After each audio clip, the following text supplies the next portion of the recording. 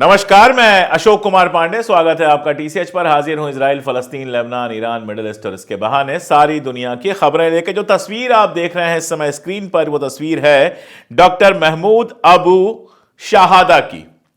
Doctor Mahmood Khan Yunus में doctor थे, doctor हैं, और इनको 8 महीने पहले इजराइल ने गिरफ्तार कर लिया था और गिरफ्तार करके 8 महीने अपनी जेलों में सड़ाया। 8 महीने बाद जब ये रिहा हुए तो सीधे पहुंचे अपने हॉस्पिटल ताकि वहां जो बीमार लोग हैं उनका इलाज कर सकें। डॉक्टर महमूद अबू शाहदा जैसे लोगों को देखकर लगता है कि इजराइल कितना भी जुल्म कर ले फलस्तीन के अंदर, कितना भी लोगों को परेशान कर ले, गिरफ्तार कर ले, बम गिरा दे, लेकिन इस बार फलस्तीनियों की जिद जो है उसके आगे एक नहीं चलने वाली किसी की। इस बार की ये जंग, इस बार की ये शहादत बेकार नहीं जाएगी। अगली खबर पर चलता हूं। कल मैंने आपको बताया था कि लेबनान के अंदर नया राष्ट्रपति चुनने की प्रक्रिया चल रही है और जोसेफ आउन जो वहां की आर्मी के चीफ हैं उनको प्रेसिडेंट बनाने की कोशिश चल रही है।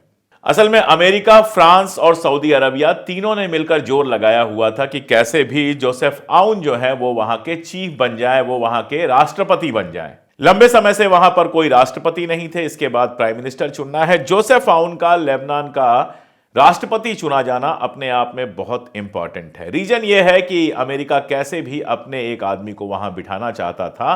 कल बहुत कोशिश हुई लेकिन बिना हिजबुल्लाह और अमाल के समर्थन के यह पॉसिबल नहीं हुआ और फाइनली हिजबुल्लाह और अमल ने भी इनको समर्थन दिया है। अब हिजबुल्लाह और अमल ने समर्थन दिया है तो बिना शर्त के समर्थन तो नहीं दिया होगा। दरअसल अमेरिका और इजराइल चाहते हैं कि हिजबुल्लाह को डिसआर्म कर दिया जाए। हिजबुल्लाह एक ऑर्गेनाइजेशन है जिस पर अमेरिका ने भी आतंकवादी होने की मुहर लगाई है, इंग्लैंड ने भी लगाई है, यूरोप ने भी लगाई है और साथ में इजराइल ने तो लगाई ही है।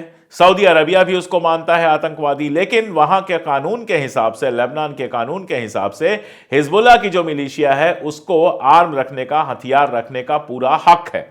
अब अमेरिका यही चाहता है कि वहां कानून बदला जाए और उससे हथियार छीन लिए जाए। आपको यह जान के आश्चर्य होगा कि लेबनीज जो आर्मी है एक तरह से अमेरिका की अपनी आर्मी है। अमेरिका जैसे चाहे उससे काम करवा सकता है क्योंकि तनख्वाह वही देता है।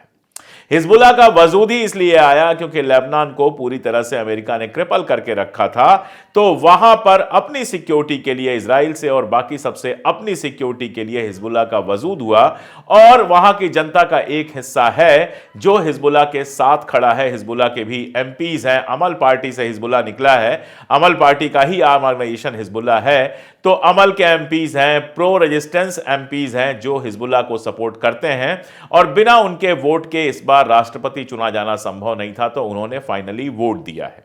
अब आप देखिए कि पूरे यूरोप में और मिडिल ईस्ट में, खासतौर पर सऊदी अरबिया वगैरह में यही अंदाजा लगाया जा रहा है कि आउन के आने के बाद हिजबुल्लाह और कमजोर होगा, हिजबुल्लाह से हथियार छीन लिए जाएंगे। क्या होगा क्या नहीं होगा ये तो आने वाला वक्त बताएगा, लेकिन यहां एक सवाल जो मैंने उठाया है उस पर गौर कीजिए कि बिना हिजबुल्लाह और अमाल के समर्थन के आउन राष्ट्रपति नहीं बन सकते थे। लंबी बातचीत हुई है, उसके बाद इन दोनों ने वोट दिया है। इस पूरे टाइम में होचस्टीन जो अमेरिका के स्पेशल एनवाय हैं मिडिल ईस्ट में और इजरायली आर्मी के ऑफिसर रह चुके हैं, वो वहां पे थे, फ्रांस के रिप्रेजेंटेटिव थे और सऊदी अरबिया के रिप्रेजेंटेटिव भी वहां पर थे। इन लोगों ने बहुत कोशिश की कि बिना हिजबुल्लाह और अमाल के ही उनको राष्ट्रपति बना दिया जाए, लेकिन वो पॉसिबल नहीं हुआ। लंबी बातचीत चली है हिजबुल्लाह और अमाल से और उसके बाद वो राष्ट्रपति बने हैं। राष्ट्रपति बनने के बाद जो उनके बयानात आए हैं उसमें सबसे इंपॉर्टेंट बात यह है कि इजराइल ने जो कब्जा किया हुआ है, जंग में तो नहीं कब्जा कर पाया, लेकिन जब समझौता हो गया और उस समझौते में आउन बहुत इंपॉर्टेंट भूमिका निभा रहे थे, तो सीज फायर के बाद से इजराइल जो आगे बढ़ा है वहां से वो पीछे हट जाए 60 दिन पूरा होने पे, इस बात पर ज्यादा जोर दिया है आउन ने। आगे देखना होगा उनकी पॉलिटिक्स क्या होगी, क्योंकि अभी प्राइम मिनिस्टर भी चुना जाना है, उसमें भी हिजबुल्लाह और अमाल का रोल होगा। उसके बाद ही समझ में आएगा कि लेबनान आगे कैसे काम करता है। दरअसल ईरान के प्रभाव वाले जितने इलाके हैं उस पर किसी भी तरह से अमेरिका और इजराइल कब्जा करना चाहते हैं। सीरिया में तो सक्सेसफुल हो गए, बशर अल असद की सरकार गिरा दी। इराक में कोशिशें जारी हैं, लेबनान में और कुछ पॉसिबल नहीं था, तो कम से कम अपना मनपसंद वहां पर राष्ट्रपति बनवा लिया। अब इसके क्या असरात होते हैं ये देखने वाली बात है। दरअसल मैंने आपको पहले भी बताया है कि बाइडेन भी जाते जाते ईरान के ऊपर हमला करना चाहते थे। इजराइल ने भी हमला करने की बहुत कोशिश की है, हमला करने की पूरी प्लानिंग की है, लेकिन बिना अमेरिका की खुली मदद के इजराइल ये नहीं कर सकता है। उसके रीजन बहुत क्लियर है। पहली बात तो यह कि ईरान एक बड़ा मुल्क है और ईरान ने पिछले 10-15 सालों में काफी सोफिस्टिकेटेड और बड़े हथियार डेवलप किए हैं। दूसरी बात यह कि ईरान ने बाकायदा अंडरग्राउंड सिटीज बनाई हैं जहां उसके हथियार हैं। वहां तक बमों का पहुंचना इतना आसान नहीं होगा। तीसरी बात यह कि लेबनान या फिर गजा की तरह ऐसा यहां पर नहीं है कि एयर डिफेंस सिस्टम नहीं है। अच्छा खासा शानदार एयर डिफेंस सिस्टम डेवलप किया है ईरान ने चाइना और रशिया की मदद से। तो अगर इजराइल हमला करता है तो वो एयर डिफेंस सिस्टम काम करेगा। और सबसे इंपॉर्टेंट मसला यह है कि इजराइल भले अमेरिका के सपोर्ट से मजबूत दिखता हो, लेकिन है छोटा सा मुल्क। कुछ ही सेंटर्स हैं जहां से पावर सप्लाई होती है। और पिछली बार जब ईरान ने हमला किया था तो यह बात इजराइल के भी समझ में आई थी कि जो उसके इंपॉर्टेंट इलाके हैं उनका पता ईरान के पास है और ईरान उनको अच्छा खासा नुकसान पहुंचा सकता है अगर जो पावर सप्लाई करने वाले इलाके हैं, पावर सप्लाई करने वाला उनका पूरा सिस्टम है, अगर उसको भी ईरान ने फेल कर दिया तो इजराइल के लिए सरवाइव करना थोड़े दिनों के लिए मुश्किल हो जाएगा। उनको फिर से रिवाइव करना और जंग में जाना उनके लिए मुश्किल हो जाएगा। अब अमेरिका अगर सीधा हमला करता है तो क्या होगा? ईरान के पास सबसे आसान तरीका यह है कि मिडिल ईस्ट में जहां जहां अमेरिका की चौकियां हैं, चाहे वो सीरिया के अंदर हो, चाहे वो इराक के अंदर हो, चाहे कुवैत के अंदर हो, कतर के अंदर हो, सऊदी अरबिया के अंदर हो, इजराइल में तो है ही, वो सीधे उन पे हमला करेगा और उनको नुकसान पहुंचाएगा। इसके अलावा आप जानते हैं मिडिल ईस्ट सारी दुनिया को डीजल, पेट्रोल, गैस सप्लाई करने वाला इलाका है। तो जिन जगहों से यह सब सप्लाई होता है उनको नुकसान पहुंचा सकता है और पूरी दुनिया के लिए बहुत मुश्किलात आ सकते हैं। इसलिए मुझे भी लगता है कि ईरान पर शायद सीधा हमला करने से अमेरिका बचेगा।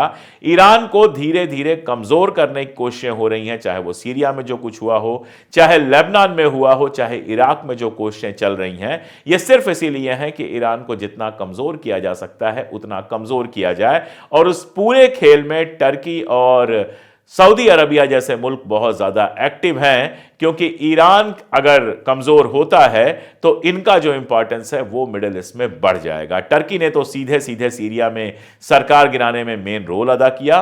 सऊदी अरबिया लेबनान में और बाकी सारी जगहों पर वो आप जानते हैं कि हूथी के खिलाफ जो वहां का पुराना शासन था उसको मिलियंस में पैसे दे रहा है, सीरिया की मदद कर रहा है रीबिल्डिंग के लिए। तो सऊदी अरब की कोशिश ये है कि ईरान के जो असर वाले इलाके हैं वहां पर किसी तरह से अपना असर क्रिएट करे ताकि ईरान कमजोर हो सके और इजराइल अपने आप को सेफ महसूस कर सके। इस समय सऊदी अरबिया का रोल यही रह गया है। टर्की की अपनी अलग परेशानी है। टर्की ने सीरिया में सरकार तो गिरा दी लेकिन अपने मन वाली नहीं कर पा रहा है। अभी कल की खबर है कि उसके 63 लड़ाके मारे गए हैं सीरिया के अंदर। आप जानते हैं वहां कुर्दों और टर्की द्वारा समर्थित जो लोग हैं उनके बीच में लड़ाई लगातार चल रही है। जो कुर्द हैं वो लगातार अमेरिका से, एसडीएफ जो उनका ऑर्गेनाइजेशन है वो लगातार अमेरिका से कह रहा है कि आप यहां पर बने रहिए। बीच में खबर आई थी कि अमेरिका ने एक्स्ट्रा सैनिक वहां पर भेजे हैं। तो कुर्दों और उनके बीच में लगातार लड़ाई चल रही है और एर्दोगान ये समझ नहीं पा रहे हैं कि उन्होंने सीरिया में वाकई जीत हासिल की है या अपने लिए सरदर्द मोल लिया है। इधर इजराइल की अगली प्लानिंग जो है उसमें सीसी है यानी मिस्र है और उसमें टर्की भी है। सीसी का तो कल बयान भी आया था। उन्होंने कहा था कि जिस तरह से सीरिया में बाकी सारी जगहों पे हो रहा है उसके चलते जिस तरह से रिफ्यूजी यहां वहां भटक रहे हैं और हमारे यहां इतने सारे रिफ्यूजी आए हैं उससे हमारी स्टेबिलिटी को खतरा हो गया है। इंटरनेशनल कम्युनिटी को उसमें हस्तक्षेप करना चाहिए। अब सीसी साहब, आप लोग अगर मिडिल ईस्ट को ऐसे ही इजराइल और अमेरिका के भरोसे चलने देंगे तो अलग अलग इलाकों में अलग अलग वक्त पे जहन्नुम बनेगा, लोगों को बाहर आना पड़ेगा। लोग क्या करेंगे जब रहने लायक कंडीशंस नहीं रह जाएंगी? तो रिफ्यूजी बनेंगे। यूरोप मना कर रहा है तो यूरोप जा नहीं सकते, यूरोप में जाएंगे तो पकड़े जाएंगे। अमेरिका में ट्रंप घुसने में रोक लगा ही रहा है तो फिर वही होगा। आप लोगों के जो थोड़े से शांत मुल्क हैं वहां पर वो लोग ठिकाना ढूंढेंगे। तो अगर इस समस्या से निजात पाना है तो इजराइल और अमेरिका के खिलाफ खड़ा होना होगा। बैठ के तो कुछ भी नहीं होने वाला। उधर इजराइल में एक बहुत इंपॉर्टेंट डेवलपमेंट हुआ है, कई सारी चीजें हैं, लेकिन सबसे पहले मैं यही बताना चाहता हूं। इजराइल 7 अक्टूबर के बाद से ही यह शोर मचा रहा था कि हमास के लोगों ने उसके लोगों को रेप किया है। यह लगातार शोर मचाया गया, अमेरिका से लेके यूरोप से लेके सारी जगहों पर लगातार इस तरह की खबरें छपी, जिसको मैं इंटरनेशनल गोदी मीडिया कहता हूं। उसने बढ़ा चढ़ा के बिना सबूत के ऐसी खबरें छापी। यूनाइटेड नेशन ने कहा कि ठीक है, हम आते हैं, जांच करेंगे। तो यूनाइटेड नेशन जो जांच करने आने वाला था उसको बैन कर दिया गया, उसको रोक दिया गया।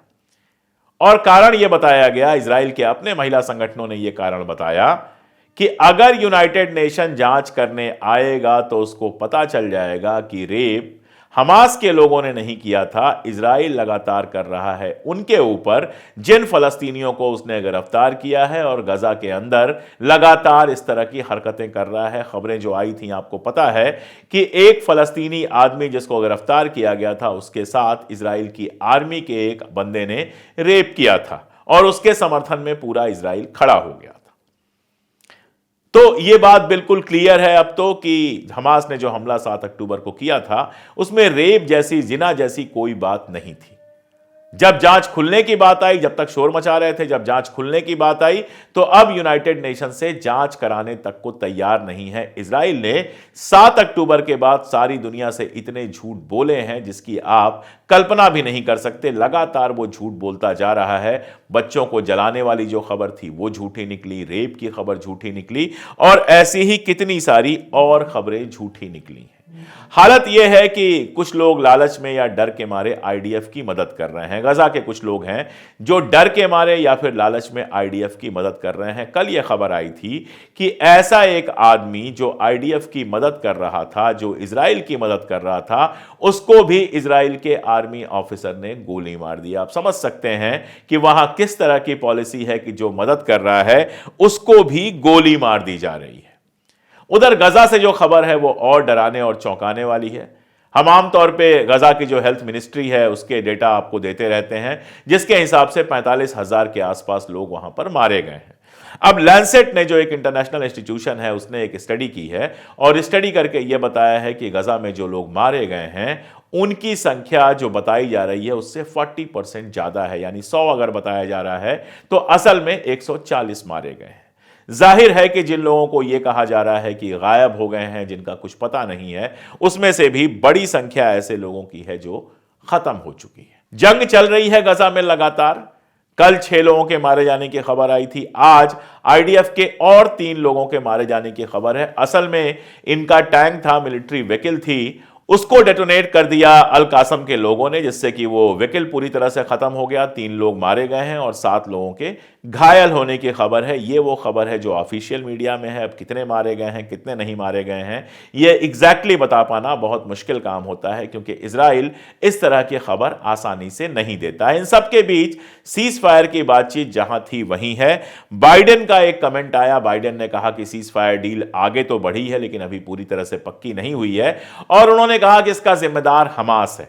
मतलब हमास क्या करे? हमास अपने जितने भी अगवा किए हुए लोग हैं उनको वापस कर दे और उसके बाद कहे कि हमने तो वापस कर दिया, अब इजराइल इसके बाद भी हमारे लोगों को मारता रहे, हमारे इलाके में कब्जा किए रहे, हमारे इलाके को संभाल ले।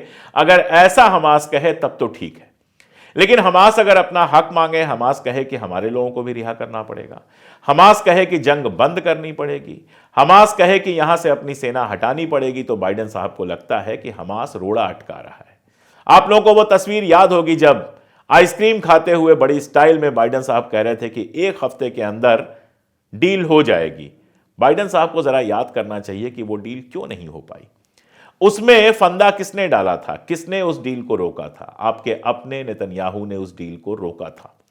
और उसके बाद साजिशों की हालत यह है कि कोर्ट में जो केस चल रहा है नेतन्याहू के खिलाफ, उसमें लायर ने यह कहा है कि नेतन्याहू को मालूम था कि खबरें लीक की जा रही हैं।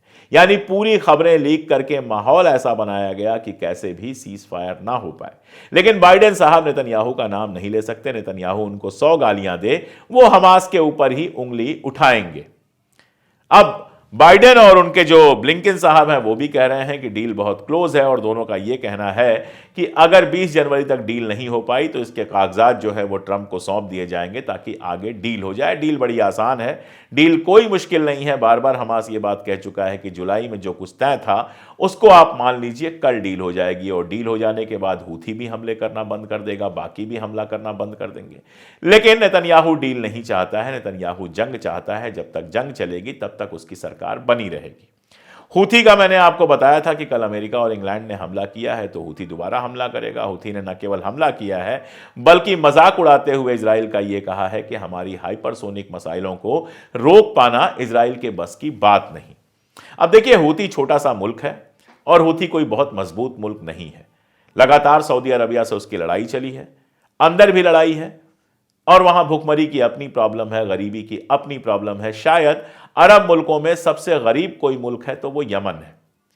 लेकिन उसके बावजूद रेजिस्टेंस के साथ जिस तरह से वो खड़ा है, इजराइल का जिस तरह से मुकाबला कर रहा है, उसके बदले अमेरिका और ब्रिटेन लगातार उसके यहां बमबारी कर रहे हैं, उसमें उसका खड़ा रहना अपने आप में बहुत कुछ कहता है। अभी कल की खबर है कि वहां पर बरतानी जासूसों को पकड़ा गया है। यानी ब्रिटेन ने जो अपना जासूस डेवलप किए थे वहां पर उनका पूरा एक रैकेट पकड़ा गया है। ब्रिटेन ये काम खूब कर रहा है। गजा के अंदर भी मैंने आपको बताया था कि उसकी जो जहाजें जा रही हैं वो इंटेलिजेंस जुटाने और उस इंटेलिजेंस को इजराइल को प्रोवाइड कराने का काम कर रही हैं। यानी इजराइल के लिए रास्ता खोलना कि हाँ, यहां पे बम गिराओ, ज्यादा लोग मरेंगे। ये काम लगातार ब्रिटेन कर रहा है। यही काम वो यमन में भी करना चाहता होगा, इसलिए उसने अपना स्पाई नेटवर्क बनाया होगा। लेकिन अभी की खबर यह है कि उसका एक स्पाई नेटवर्क पूरी तरह से ध्वस्त कर दिया गया। इसके पहले भी American Israel spy network Iran और यमन दोनों जगहों पर नष्ट किए गए हैं। तो सारी कोशिश इन मुल्कों की है कि जितना ज्यादा इंटेलिजेंस जुटाकर इजराइल को दे सकें ताकि इजराइल इन मुल्कों में तबाही ला सके। गजा में सीज फायर होगा कि नहीं अभी क्लियर नहीं है, लेकिन इजराइल ने अपनी नई प्लानिंग कर ली है और इस नई प्लानिंग का शिकार है वेस्ट बैंक।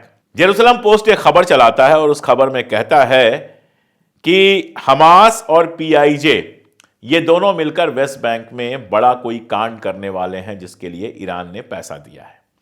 इस तरह की खबर इसलिए प्लान की जा रही है ताकि इजराइल को बहाना मिल सके वेस्ट बैंक के अंदर वही सब करने का जो उसने गजा में किया है।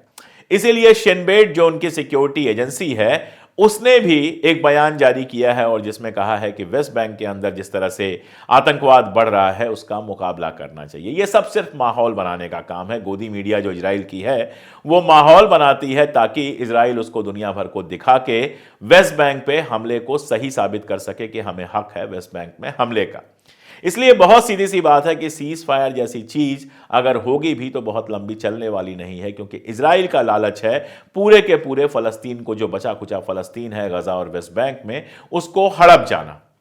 तो जब तक नेतन्याहू को इस चीज से नहीं रोका जाएगा उस इलाके में कहीं से कोई शांति होगी ये नहीं कहा जा सकता। लेकिन हालात क्या है, नेतन्याहू को ये कहां से रोकेंगे? आईसीसी ने, इंटरनेशनल क्रिमिनल कोर्ट ने नेतन्याहू के खिलाफ आप जानते हैं वारंट जारी किया था। अब अमेरिका ने आईसीसी के ऊपर सैंक्शन लगा दिए हैं और उसके लिए कल उसकी संसद में प्रस्ताव पास हुआ।